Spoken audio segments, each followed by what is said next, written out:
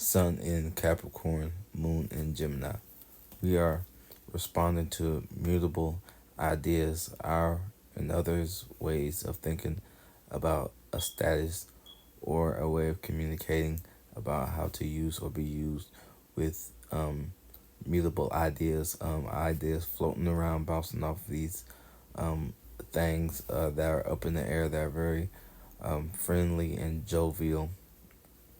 Now, the moon is going to be opposing Mercury retrograde in Sagittarius. So, whereas the positor is in Sagittarius, being debilitated as far as communicating and making sense of the bigger and broader picture via the resources and the spiritual systems as above, so below, with the stars and coming out of your animalistic natures and using logical tools to bring about that change in communication. um it's going to be at odds with our emotions, sharing ideas about how you emotionally feel, or sharing or reacting with an emotion via using a logical, a rational, irrational. It's Gemini, it can go both ways about something that could be dry, or that could be communicated in dryness, as well as opposing our passions and motivations emotionally.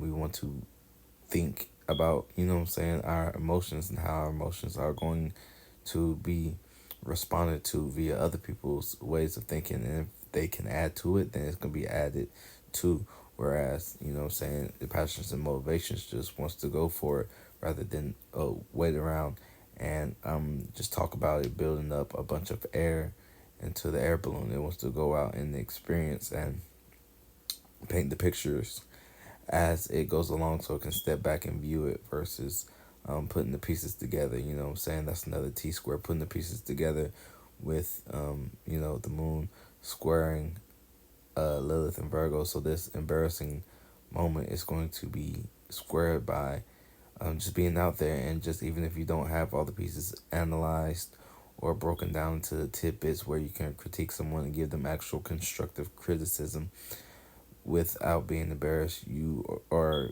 going to be embarrassed, but you can talk your way in and out of that embarrassment situation as far as being relatable with your emotions and your ideas about where your emotions are coming from relative to a status. This is actually a grand mutable square with the moon squaring Neptune and Saturn in Pisces. So it's at home. Neptune's at home with Pisces, and the moon is in its feelings, you know what I'm saying? But it's in its feelings about lightheadedness, light, airy conversations where it only comes down for so long, where it carries the nutrients and the minerals, where it adds substance via your emotions that can, go towards your dreams and illusions. But really, you got to talk to the right people, places, and things to build your status off of. Whereas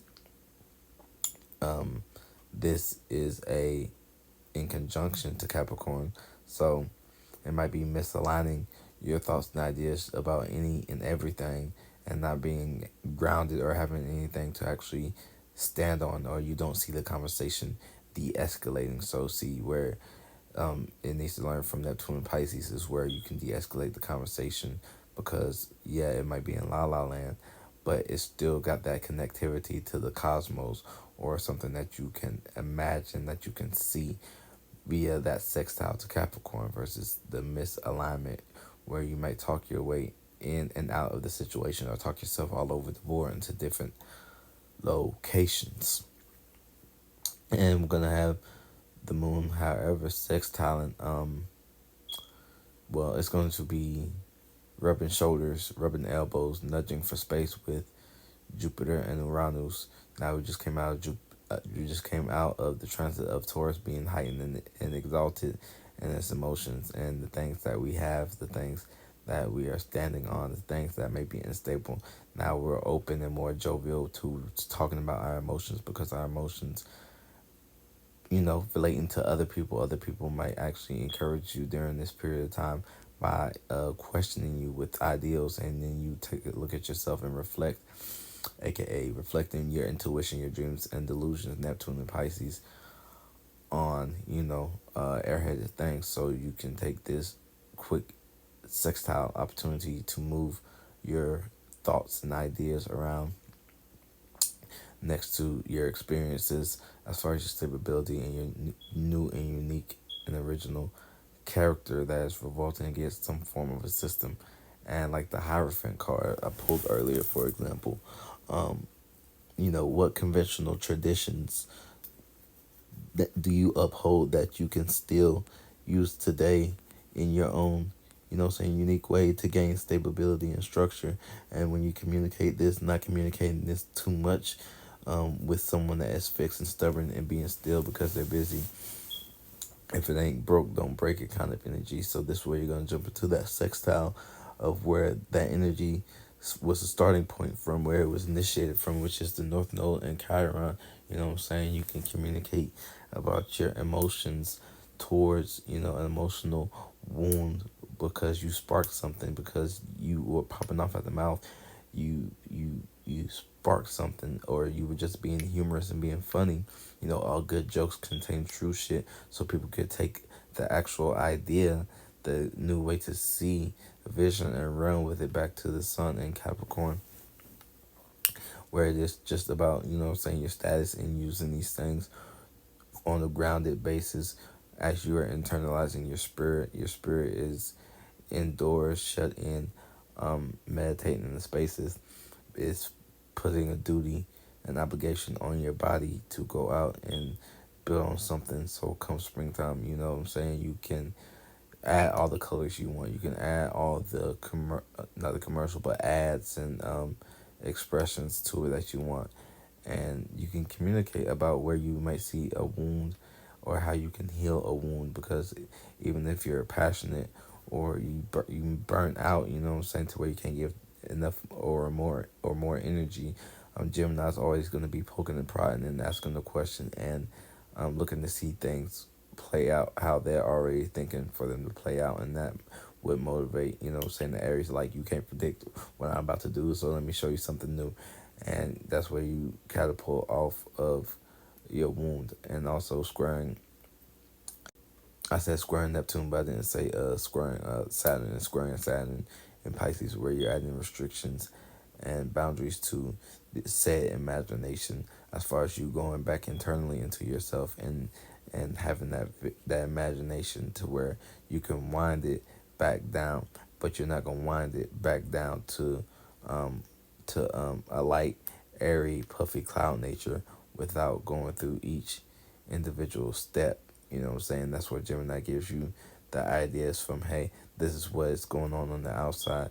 You can utilize one of these steps to make it, do your Pisces thing and make it look like something is making sense. Or Lilith and Virgo, coming together with teamwork makes the dream work, with, Grandpa Saturn holding things down in that area right there. And this, we have that misalignment in conjunction to Venus in Scorpio, the way we're relating and compromising and being vulnerable with deep and heavy motivations. Gemini, you can be using your emotions and you think it's something deep because it's your emotions, when generally it's not. You're missing the assignment. You're seeing, you need to look at, it's relating. This is another, was not a mutable depositor for a sign, but it's compromising. It's working with others, with your love matters and your affairs and your desires. And you can be wishy-washy and two-faced, So make sure you pick a side, or at least bring an area of black and white, so people know where your mind is at when you're relating that, as far as like having a starting point and having an intention.